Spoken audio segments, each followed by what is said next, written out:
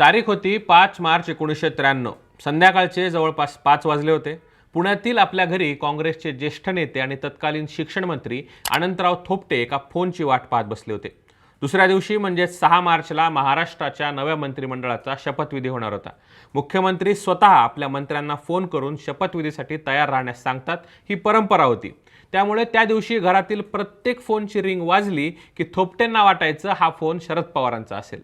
पण पुढे जे घडलं ते स्वतः अनंतराव थोपटे यांच्या आयुष्यातील सर्वात मोठ्या राजकीय धक्क्यांपैकी एक ठरलं. काल अनंतराव थोपटे यांचं दुःखद निधन झालंय. त्याच पार्श्वभूमीवर आपण त्यांच्या आयुष्यातील काही महत्त्वाच्या घडामोडींना उजाळा देऊयात. नमस्कार, मी समीर मोरे आणि तुम्ही पाहताय थोडक्यात. 1992चं वर्ष देशाच्या राजकारणाला कायमचं बदलून टाकणारं वर्ष होतं.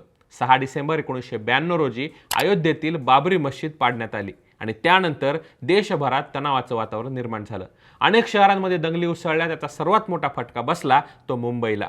डिसेंबर 1992 आणि जानेवारी 1993 मध्ये मुंबई अक्षरशः पेटली होती.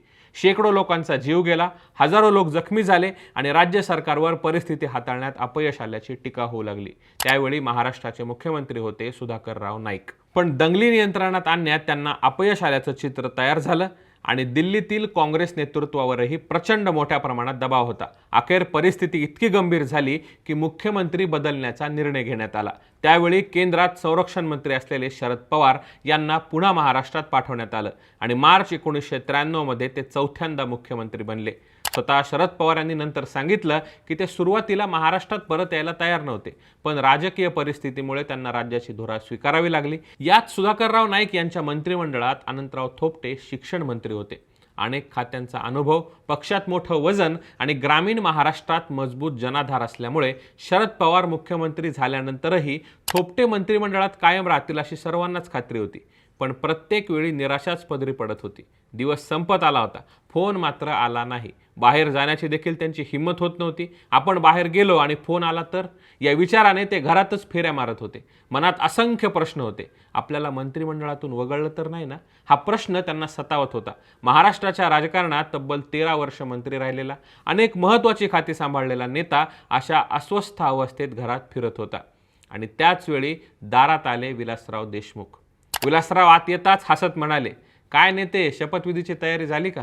कोणता ड्रेस घालणार? कडक खादी की मरून रंगाचं जॅकेट? विलासरावांना खात्री होती की अनंतराव थोपटे मंत्रिमंडळात असणारच. पण जेव्हा थोपटेंनी त्यांना सांगितलं की अजून फोनच आलेला नाही, तेव्हा विलासरावही हादरले. इतके की त्यांनी थेट सांगितलं, तुम्ही मंत्रिमंडळात नसाल तर मीही शपथविधीला जाणार नाही. पण दुसऱ्या दिवशी जे घडलं त्याने महाराष्ट्राच्या राजकारणात एक नवा अध्याय लिहिला गेला. शरद पवारांच्या मंत्रिमंडळात अनंतराव थोपटे यांना स्थान मिळालं नाही.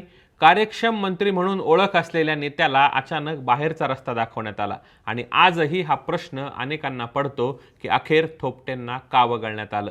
आज अनंतराव थोपटे आपल्यात नाहीत. वयाच्या 93व्या वर्षी त्यांनी अखेरचा श्वास घेतलाय. पण त्यांचा राजकीय प्रवास, त्यांचा संघर्ष आणि त्यांच्या आयुष्यातील काही नाट्यमय घटना महाराष्ट्राच्या राजकारणात कायम स्मरणात राहतील. 11 जानेवारी 1933 रोजी जन्मलेले अनंतराव थोपटे हे फक्त राजकारणी नव्हते, तर पुणे जिल्ह्यात काँग्रेसचा बुलंद आवाज होते. भोरच्या डोंगरदऱ्यातून उभा राहिलेला हा नेता पुढे महाराष्ट्राच्या राजकारणात, सत्ताकारणात मोठं स्थान निर्माण करणार होता. भोर विधानसभा मतदारसंघ म्हणजे थोपटे कुटुंबाचा बालेकिल्ला मानला जायचा. भोर, वेल्हा, मुळशी अशा 3 तालुक्यांचा मिळून हा सध्या मतदारसंघ आहे. अनंतराव थोपटे तब्बल 6 वेळा इथून आमदार म्हणून निवडून आले. आजच्या काळात एकदा निवडून येणं कठीण झाले, पण थोपटेंनी सलग अनेक वर्ष जनतेचा विश्वास कायम ठेवला. त्यांच्या राजकीय कारकिर्दीची खरी झेप 1983 मध्ये आली. तत्कालीन मुख्यमंत्री वसंतदादा पाटील यांनी त्यांना पहिल्यांदाच मंत्रिपदाची संधी दिली. विशेष म्हणजे आमदारकीच्या अवघ्या दुसऱ्या टर्ममध्येच ते मंत्री झाले होते. त्यानंतर त्यांनी मागे वळून पाहिलं नाही. दुग्धविकास, पशुसंवर्धन, उच्च व तंत्र शिक्षण, परिवहन, मदत व पुनर्वसन, रोजगार हमी योजना, मत्स्य व्यवसाय, फलोत्पादन, संसदीय कार्य, विधिमंडळ कामकाज अशा अनेक महत्त्वाच्या खात्यांची जबाबदारी त्यांनी सांभाळली. वसंतदादा पाटील, शिवाजीराव पाटील निलंगेकर, शंकरराव चव्हाण, शरद पवार आणि सुधाकरराव नाईक अशा 5 मुख्यमंत्र्यांच्या मंत्रिमंडळात त्यांनी काम केलं. महाराष्ट्रातील फार थोड्या नेत्यांना असा अनुभव लाभलाय. राजकारणाबरोबरच सहकार क्षेत्रातही त्यांचा दबदबा होता.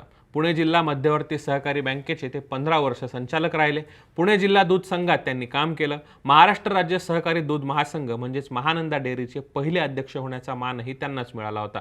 पण राजकारणात प्रत्येक यशाच्या मागे काही ना काही मिळालेल्या संधी असतात. 1999 हे वर्ष अनंतराव थोपटेंच्या आयुष्यातील सर्वात महत्त्वाचं वर्ष ठरू शकलं असतं. त्या काळात महाराष्ट्रात मुख्यमंत्रीपदासाठी त्यांच्या नावाची गंभीर चर्चा सुरू होती. काँग्रेसमध्ये त्यांचं वजन होतं, अनुभव होता आणि ग्रामीण भागात मजबूत पकडही होती. अनेकांना वाटत होतं की जर परिस्थिती जुळून आली तर महाराष्ट्राला भोरचा मुख्यमंत्री मिळू शकतो. पण नियतीला काही वेगळंच मंजूर होतं. याच 1999च्या विधानसभा निवडणुकीत राष्ट्रवादी काँग्रेसचे काशीनाथ खुटवड यांनी अनंतराव थोपटेंचा पराभव केला. हा फक्त एका आमदाराचा पराभव नव्हता. अनेकांच्या मते हा मुख्यमंत्रीपदाच्या संभाव्य दावेदाराचा पराभव होता. त्या एका निकालाने मुख्यमंत्रीपदाचं स्वप्न कायमचं दूर गेलं. विशेष म्हणजे या पराभवामागे जिल्ह्यातील शरद पवार विरुद्ध अनंतराव थोपटे संघर्षाची ही चर्चा होती. काँग्रेस आणि राष्ट्रवादीच्या विभाजनानंतर पुणे जिल्ह्यातील राजकारण अधिकच तापलं होतं आणि त्याचा फटका थोपटेंना बसला. तरीही ते खचले नाहीत. 2004 मध्ये त्यांनी पुन्हा जोरदार पुनरागमन केलं आणि विधानसभा गाठली. पण नशिबाने पुन्हा एकदा त्यांची परीक्षा घेतली. ज्या विलासराव देशमुखांनी 1993 मध्ये त्यांच्या अनुपस्थितीत शपथविधीला जाणार नाही असं म्हटलं होतं, तेच विलासराव 2004 मध्ये मुख्यमंत्री झाले. पण त्यांनीही आपल्या जुन्या सहकार्याला मंत्रिमंडळात स्थान दिलं नाही. हा राजकीय विरोधाभास होता की परिस्थितीची गरज, हे कदाचित इतिहासच सांगू शकेल. दरम्यान थोपटे कुटुंबाचा राजकीय वारसा पुढे नेण्याची जबाबदारी संग्राम थोपटे यांनी आता स्वीकारली. भोर, राजगड, मुळशी मतदारसंघातून ते सलग 3 वेळा काँग्रेसचे आमदार बनले. मात्र त्यांनाही मंत्रिपदाची संधी मिळाली नाही. 2019 नंतर तर त्यांची नाराजी उघडपणे समोर आली. काँग्रेस भवनातील आंदोलन आणि तलवारींचा गाजलेला प्रसंग आजही अनेकांच्या लक्षात आहे. पण या सर्व घटनांमध्ये एक गोष्ट कायम राहिली, ती म्हणजे थोपटे कुटुंबाची राजकारणातील लढाऊ वृत्ती. अनंतराव थोपटे यांनी एकदा आपल्या कार्यकर्त्यांसमोर म्हटलं होतं, तलवार म्यानात ठेवली आहे, वेळ आली तर हा मावळा ती बाहेर काढल्याशिवाय राहणार नाही. हे वाक्य त्यांच्या स्वभावाचं अचूक वर्णन करतं. शांत, संयमी, पण प्रसंगी संघर्षासाठी तयार. आज अनंतराव थोपटे आपल्यात नाहीत, पण भोरच्या राजकारणाचा इतिहास लिहिला जाईल, पुणे जिल्ह्यातील काँग्रेसचा इतिहास लिहिला जाईल किंवा महाराष्ट्रातील सहकार चळवळीचा इतिहास लिहिला जाईल, तेव्हा अनंतराव थोपटे हे नाव त्या इतिहासाच्या पानांवर ठळक अक्षरात लिहिलेलं असेल. कारण काही नेते निवडणुका जिंकून मोठे होतात, काही नेते काळाच्या कसोटीवर उतरून इतिहास बनतात. अनंतराव थोपटे हे त्या दुसऱ्या प्रकारातील नेते होते, ज्यांच्या जाण्याने पुणे जिल्ह्याच्या राजकारणातील एक पर्व संपलंय. पण त्यांच्या भोवती फिरणारे किस्से, संघर्ष आणि आठवणी कायम जिवंत राहतील. तुम्हाला हा व्हिडिओ कसा वाटला ते कमेंट करून नक्की सांगा. अशाच नवनवीन व्हिडिओसाठी थोडक्यातला नक्की सबस्क्राईब करा आणि व्हिडिओ आवडला असल्यास लाईक, शेअर करायला विसरू नका.